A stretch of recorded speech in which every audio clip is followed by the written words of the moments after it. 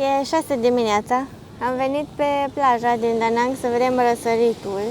Aici pune soarele dincolo de blocuri, nu vedem mare lucru la apus, așa că am zis să venim la răsărit.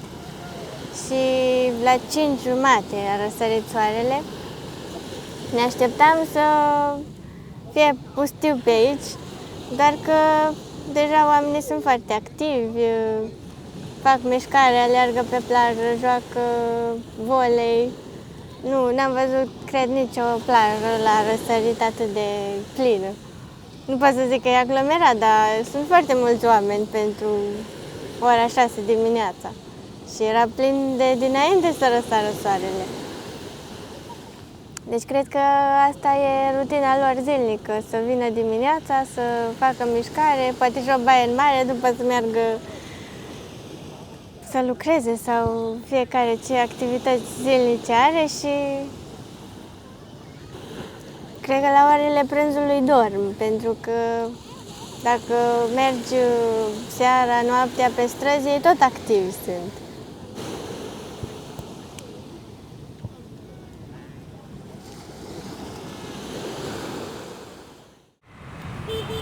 Acum e spre seară și am ieșit pe malul mării, în Da Nang. E bulevardul cel mai aproape de plajă, de zona plajelor. E singurul trotuar care e amenajat mai liber, așa, fără prea multe obstacole. Da. Și în zona asta sunt foarte multe blocuri înalte și hoteluri și restaurante, chiar pe malul mării. De aici direct ai acces la plajă.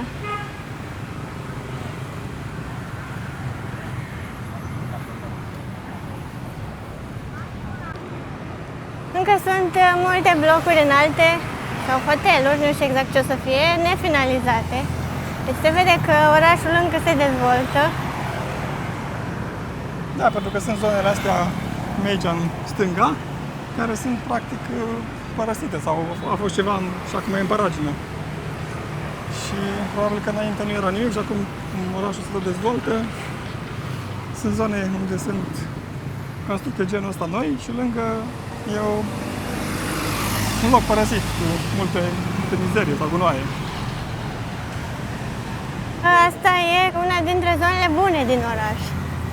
Păi da, că e partea centrală pe malul mării, sau cum se zice. Da, pentru că mai e și zona aia pe malul râului, pe unde era și podul Dragonului, care la fel e o zonă bună din oraș.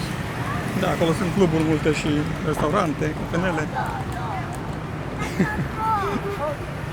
Pe aici, da, intri spre plajă, pe aici.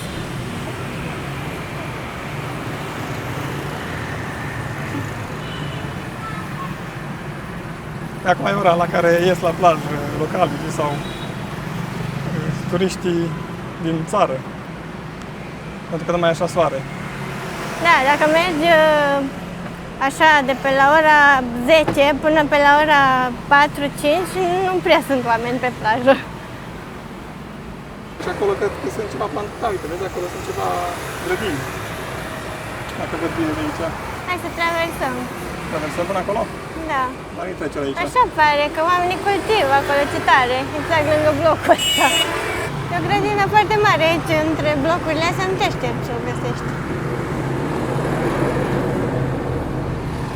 Da, nu văd și acolo ceva salată sau nu dau seama ce au plantat. Păi, verdețuri, că ei mănâncă foarte multe verdețuri. Și sunt acolo două doamne care lucrează la Aici, în grădină. mijlocul orașului, cu malul mării aproape. Da, nu te aștept Și să de acolo, vede. depărtare, se vede cum vine ploaia, furtuna probabil, că e masă și astăzi încă n-a plouat. Ce vă ziceam și în alte zile, că după masă sunt șanse mari de ploaie. Uite, de aici, din zona asta, încep doar blocuri de genul ăsta. Și multe sunt încă în construcție. Am ajuns în zona cea mai frecventată de turiști. Sunt și foarte multe autocare care parchează aici. Pentru că în zona asta e porțiunea de plajă cea mai bine amenajată, să spunem, din oraș. Da, și sunt cele mai multe terase și magazine din astea de suveniruri. Și beach bar-uri și sunt dușuri.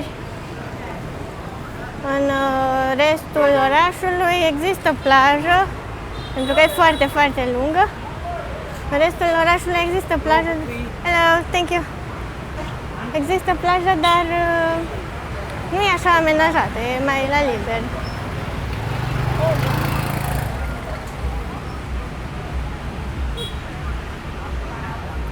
€60.000 o cafea. Adică 12 lei. Da.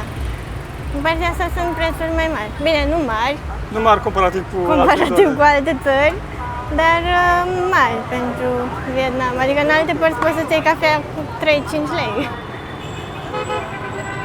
Așa, am văzut că am foarte multe locuri din astea, cum sunt aici în față, parcări de motociclete. Adică ei nu-i lasă pe plajă cu motocicletele, ceea ce e bine, că oricum merg cu motocicletele peste tot și pe trotuar, cum se vede. Și le lasă aici, la parcări, unde plătesc vreo cam 2 lei, cred că e pe oră sau pe câteva ore. Și primesc bilete, de-aia ai coadă acolo. Stau la rând să intre în parcare. Acolo e și o scenă în față. Da, da, pe aici e zona centrală, pe acolo mai e o scenă.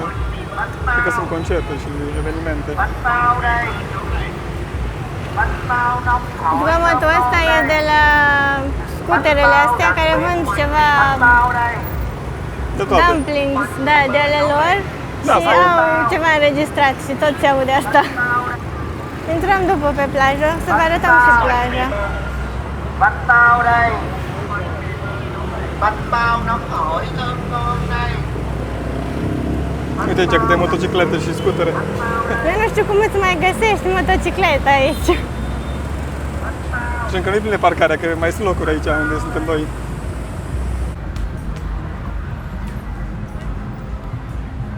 Ce-mi place în zona asta e faptul că sunt foarte, foarte mulți palmieri. Aproape tot malul mării e plin de palmieri. Și în fiecare seară e atmosfera asta. Indiferent că e weekend, că e în timpul săptămânii. Sunt foarte mulți tineri care joacă volei și foarte mulți oameni pe plajă în general și în apă. Acum, când nu mai arde soarele, pentru că nu vor să se bronzeze absolut deloc. De asta se acoperă cu tot ce au. Standardul de frumusețe la ei este să fie cât mai albi. Și atunci ies la răsărit și seara, Da, ca să se bucure de plajă fără să fie soare. Răsărit la ora 5. Da, da. Asta nu ne așteptam să fie atât lumea. Așa e și la răsărit și la apus. Asta îmi place în Vietnam, că oamenii sunt așa de activi și fac mișcare. Oameni de toate vârstele, de la copii până la cei mai bătrâni. Asta se și vede, că dacă te uiți în ora asta până mergi, nu vezi care aveau o problemă cu obezitatea sau cu Da, da. oameni care nu fac mișcare. Și tinerii sunt foarte sportivi, joacă volei aproape peste tot, merg cu bicicleta.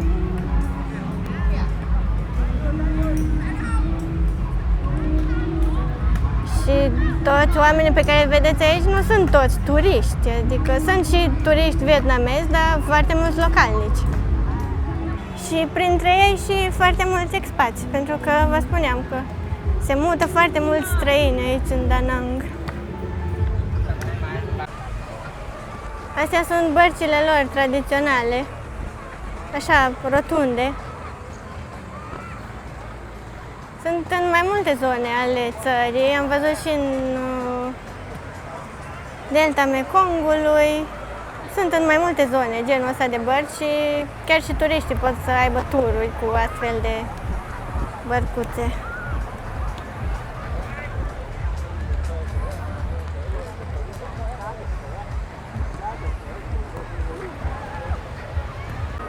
Uite ce mult s-a retras apa. Dimineața vine până aici. Chiar până suntem noi vine. Da, și mai în față. Se vede că e ud.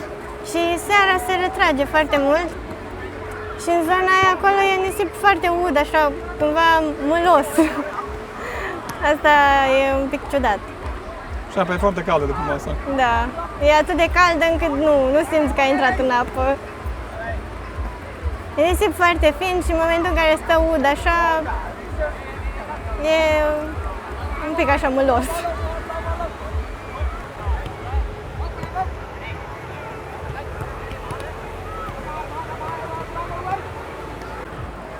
Uitați-vă numai câți oameni sunt pe plajă.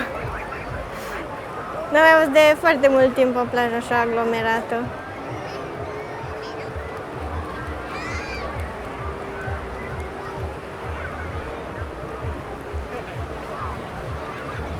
Te așteptai să găsești atmosfera asta? Nu, soata lume. Deși nu știam că Da Nang e de cele mai atractive și în dezvoltare orașe din Vietnam, dar mă gândeam că e lume, mai ales acum când e foarte cald și umed. Da, asta nu e o perioadă tocmai bună de venit în Vietnam. Perioada cea mai bună e când e la noi iarnă. Da, decembrie, februarie. Cam așa. Dar depinde și de zonă, că dacă mergi în nord, în perioada e cam frig. Da, da. Și e și scump dacă vii în perioada aia. Mai scump. Da, da, ai avantaje dacă vine extra sezon, că e mult mai ieftin, dar e și mult mai cald și umed. Uite că aici în față e și party.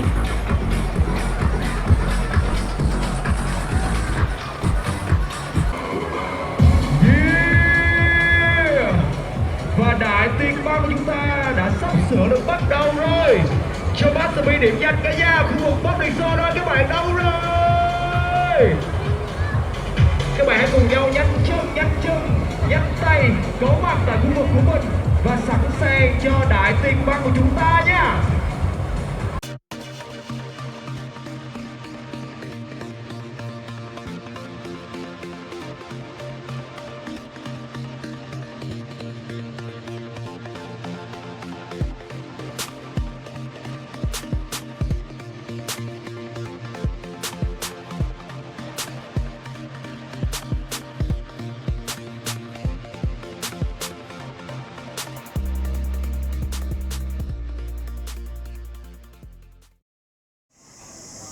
Am venit la Marble Mountains, munții de marmură.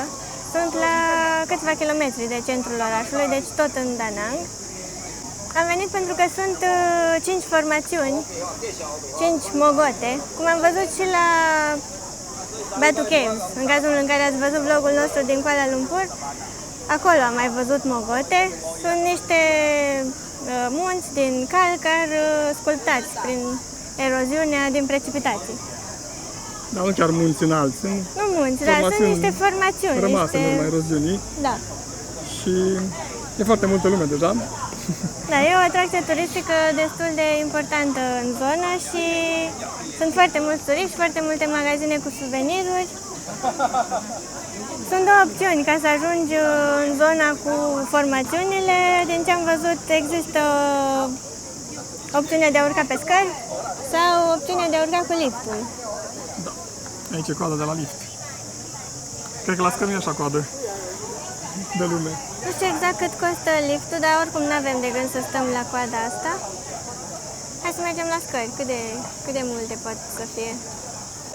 Intrarea costă 40.000 de doni, adică aproape o lei, undeva la 7,50 lei.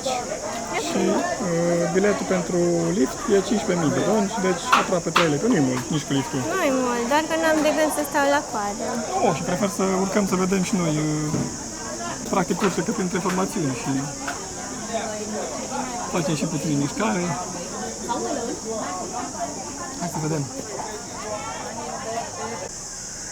Gata, am început urcarea scărilor. Sunt niște trepte din stânc, așa, Marmură. întregi. Marmură cu ciment între ele. Și asta am vrut să spun că pe internet intrarea scria că ar fi fost 20.000 de doni. Se pare că e dublu. Acum nu știu exact. Tot nu e mult. Da, nu e mult. Și un alt aspect e faptul că nu sunt prețuri diferențiate, sau cum să zic, pentru străini. Da, adică la fel plătesc și localnicii și Da. turiștii străini. Nu apare niciunde că ar fi preț diferit, deci Asta e un lucru bun până acum, că nu avem prețuri duble, triple. În Vietnam, în general. Da, așa cred.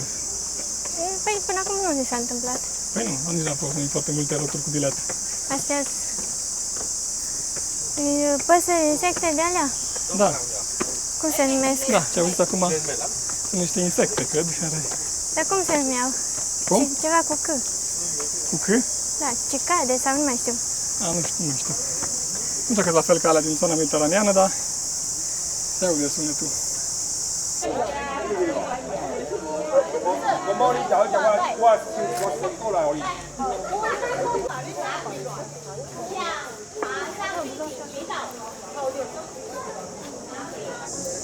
Complexul de la Marble Mountains cuprinde o serie de peșteri, tuneluri și pagode budiste. Sunt altare budiste în peșteri și da, foarte multe pagode. Am tot zis de temple budiste, pagode budiste, ideea e că din ce am citit înseamnă cam același lucru, adică nu ar fi vreo diferență între un templu și o pagodă. E așa un fel de labirint, adică sunt mai multe locuri, nu e un singur traseu.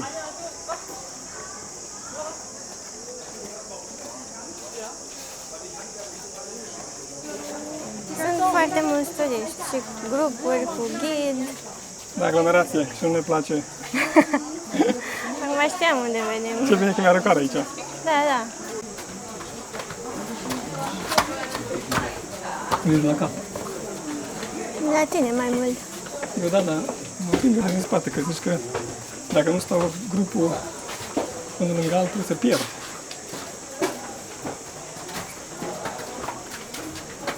Ai o statuie cu Buddha în față. Da, asta e peștera, ce mai zic. Asta e peștera principală? Principală, da. Dați-vă să văd și eu ceva, oameni buni.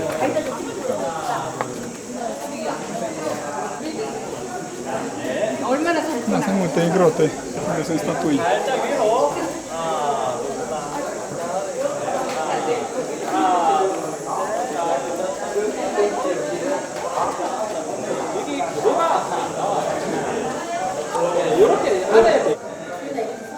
Sunt foarte multe grote și cu mai multe trepte și în stânga și în dreapta, nu știm exact pe unde să o luăm. Unii urcă, alții coboară.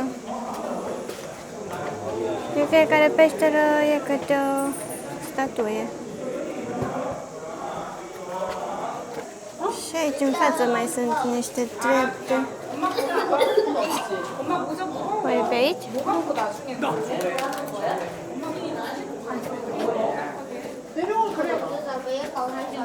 Eu nu-mi dau seama de nimic, adică nu-i făcut vreun circuit, traseu, ceva, să vezi, o săgeată.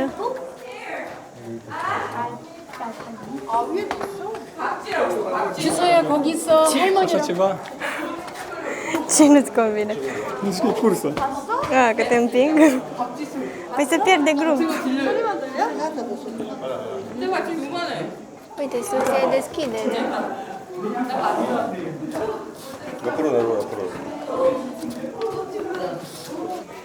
Hai că ai loc și tu.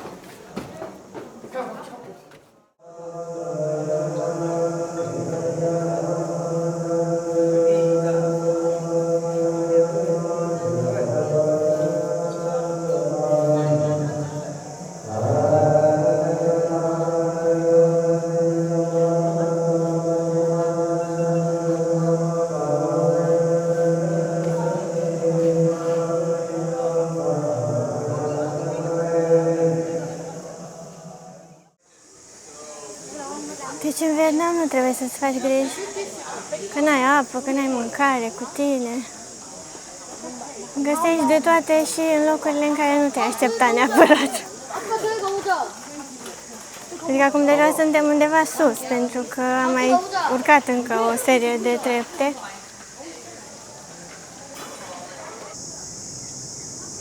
Am ajuns la un punct de belvedere, de unde putem să vedem munții de marmură și calcar.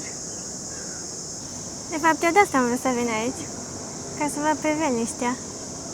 Pentru că doar pe unul dintre munți poți să urci, din cei 5. Nu munți, dealuri, înțelegeți voi. Și din ce am citit, fiecare se numește în vietnameză după cele 5 elemente: pământ, apă, foc, lemn și metal. Nu aer. Nu aer. Nu. Asta vede frumos de aici de sus. Vezi în depărtare până în zona de munte. Vezi și orașul. Nó phồng chân á. Còn cái mùi vậy lớn chút xíu.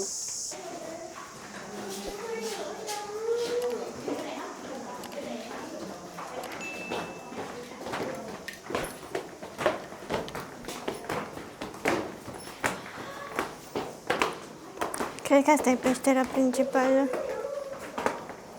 Cred. Că pare cea mai mare. Mi se pare că seamănă cu ce am văzut la Batu Caves. Și dar se vede că e altă rocă. Un pic, parcă. Păi Parcă calcar am- cu marmură aici. Da, aici se vede multe nuanțe de... Se vede multe nuanțe de marmură. În anumite porțiuni am văzut acolo, la un dat era mai roșie. Și aici intră lumina cu intraman. Acum urcăm spre porțiunea cea mai înaltă. Ar trebui să ajungem la un punct de belvedere mai înalt și la o sedă cu soluție de țânțari. A apărut.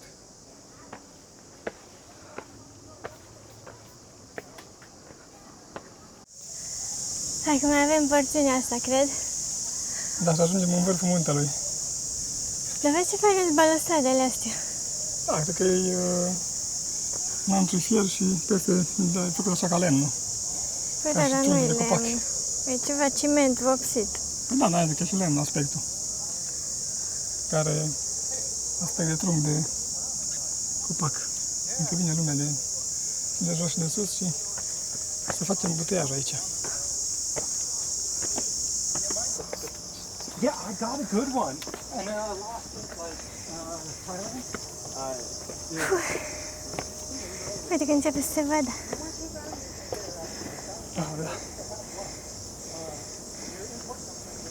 Vezi că în partea asta nu prea sunt clădiri înalte.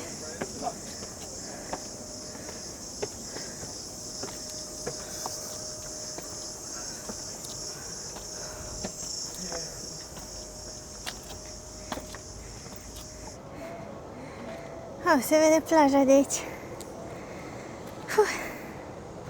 Dacă am ajuns și în celălalt punct. Îți dai seama câți kilometri are plaja asta? Și de acolo de jos am urcat noi, de la clădirea galbenă, vezi? Aici? Da, acolo e... Aici erau statuile alea multe de marmură. Da, exact. E ceva muzeu.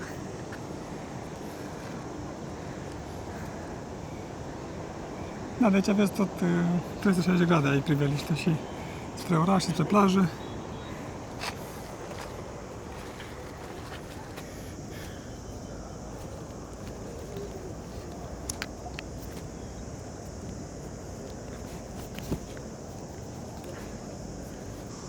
Hai să coborâm. De ce? Păi, am tot vrut să urc aici. Am crezut că o să fie răcoare, o să bată vântul, dar bate vântul, dar răcoare nu e. Până la două. Sunt fleșcă. Măcar Da, avem da. noroc că e înnorat și nu arde soarele, doar că sunt fleșcă. Da, e foarte fain priveliștea că absolut tot vezi împrejur. Uite și avionul cum aterizează. Da, chiar fain. Și sunt foarte fain munții în depărtare. Foarte mare oraș, foarte întins. Uite, acolo în față e peninsula Sontra. Sontra, cred că. Sontra, ceva de genul. Da. Mai Da, sunt ceva plaje și resorturi pe acolo, prin golfuri. Da, Și deci mergi vedem, ori cu barca, ori există așa un drum pe mijlocul peninsulei. Acolo sunt plaje din alea mai exotice, mai micuțe, mai înguste, cu palmieri. Da, și nu prea merge lumea. Da. Că multe cred că sunt de la resorturi, de la hoteluri. Haideți să coborâm. Hai. Dar cu grijă, dacă e destul de abruptă partea asta de coborâre.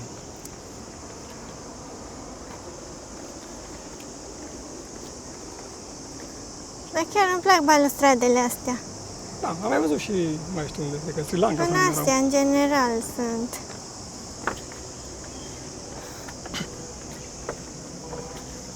Uite că mai urcă oameni.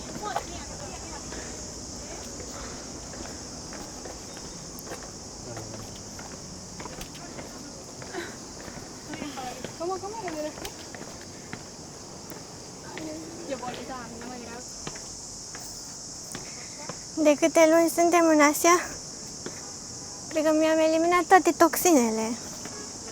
Da, și nici ne-ai adunat multe, că ai mâncat sănătos.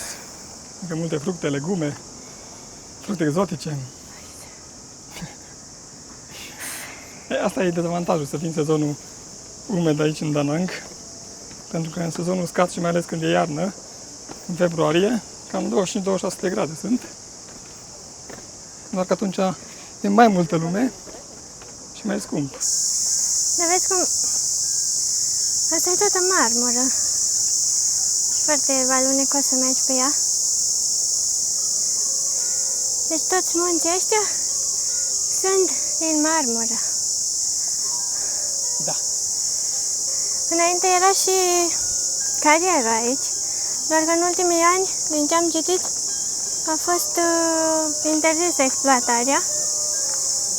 Și acum aduc marmura de la o altă carieră, pentru că tot cartierul ăsta e recunoscut pentru sculpturile în marmură. Și aici avem ceva muzică de la templă. Că sunt niște boxe care sunt mascate foarte bine prin zona de pietre, de rocă și sunt cumva, cum să zic, Păi să-ți dea și o atmosferă dar până m-am tipică. auzit. Poate că e o oră de rugăciune cumva, sau cum să zic. Da, poate. Am văzut foarte multe din alea prin... Uite acolo, de acolo. Astea de aici.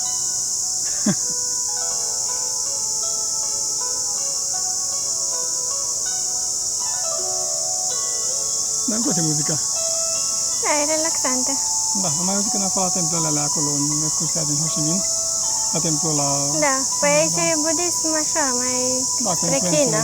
da, influențe din China și e muzică specific. Și păsărele. Așa e faină zona, nu e faină, că alte timpe. Da, merită. Adică e fain de văzut locul. Doar că am transpirat foarte tare. Da, e foarte cald. Asta a fost și zi de cardio. Da. De-aia vorbeam că la cazare avem lift și îl cam folosim zilnic pentru că e foarte cald pe scări, până la etajul 3, ceea ce... Nu. Da, în altă parte n-am face așa ceva, n-am urcat cu liftul până la 3. Dar am recuperat scările astăzi. Da. Au fost foarte multe scări. Nu v-am arătat pentru că ce să și vedeți cum ne chinuim pe toate scările. Hai că nu te chinui, faci Nu ne mișcare. chinuim, dar e mult mai cald, asta vreau să zic. Da, inclusiv magazinele cu suveniruri vând foarte multe statuete și obiecte din marmură. Sunt foarte fain, finisate, adică nu cred că am văzut niciodată așa multe statui din marmură.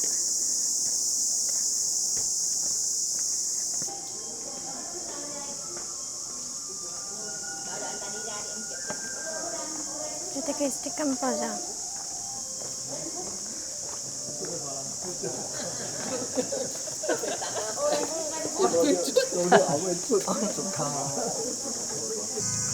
Am primit poză deja. Avem o poză drăguță. Da, era un aici, un domn care făcea poze și le și Da, un scoate bătrânel. pe loc, da. Și am zis că hai să facem o poză, avem și o amintire și se bucură și nenea de faptul că mai vine lumea la el, că tot l-am auzit că striga și... Dar nu mi-am dat seama că are un fel de imprimantă. Da, Și... face pe loc. Da, ți-o developează. Da, Nu știu cât am dat. nu face 6 mai lei. bine. Cam așa, da, cam 6 lei, cam 1,50 €. Da.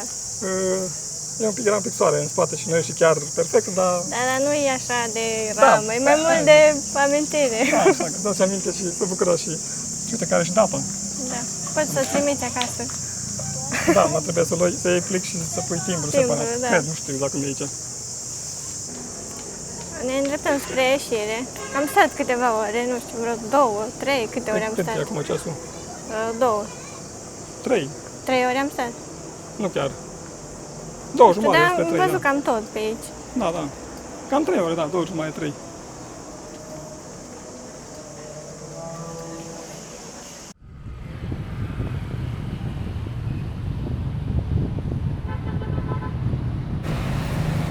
În zona de pe malul mării, spre peninsula Sontra,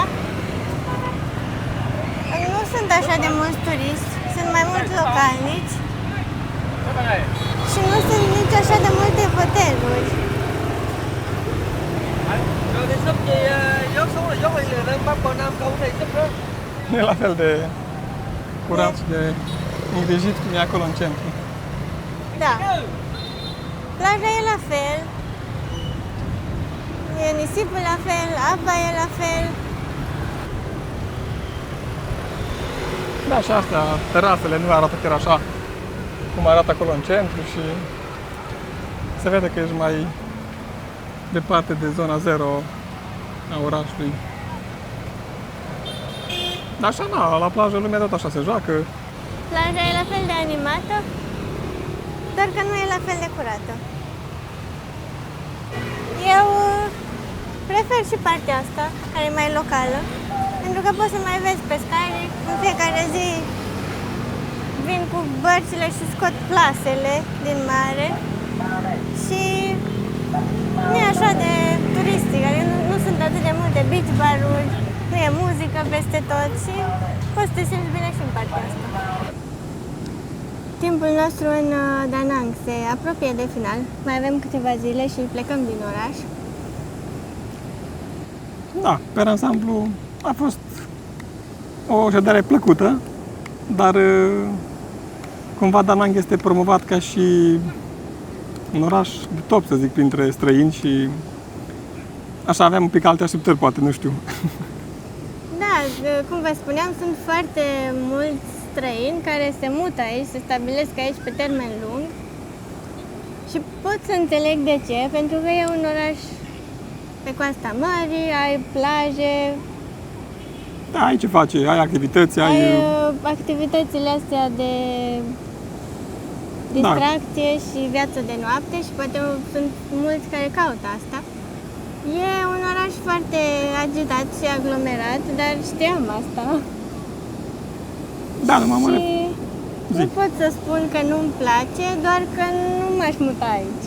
Da, Sau cel puțin nu pe termen mai lung, nu știu, n-aș sta aici luni de zile sau un an. da, adică ai ce face, peisajul așa e frumos, că ai munții în depărtare, peninsula asta Sontra care e aici aproape, ai activități pe care le poți face și să te relaxezi și să te distrezi și să fii activ peste weekend sau așa, dar nu știu cum să zic eu, în oraș parcă nu are ceva, nu știu, o chestie care să te facă, adică nu are nici aspectul la urban atractiv, pentru că E încă în dezvoltare, se construiește încă foarte mult. Nu, poate că dacă vii aici peste câțiva ani o să fii surprins. Nouă ne-a plăcut mai mult în Natrang și nu ne așteptam. Orașul ăla parcă îți dă așa senzația de stațiune și sentimentul ăla de vacanță.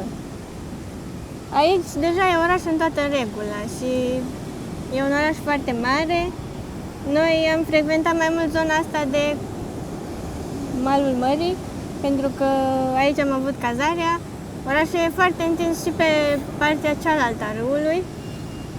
da, am fost acolo în zona centrală, dar și când ne-am plimbat cu mijlocul de transport în comun, când aveam de mers la cumpărături, nu am găsit așa o zonă sau un loc unde să zicem că păcat că n-am stat în cartierul respectiv sau... Adică aspectul ăla clasic vietnamez, cu clădiri mici, cu un etaj sau altele cu 3 etaje, cu haos pe străzi, fără trotuare și... Na, cumva aia zic că nu...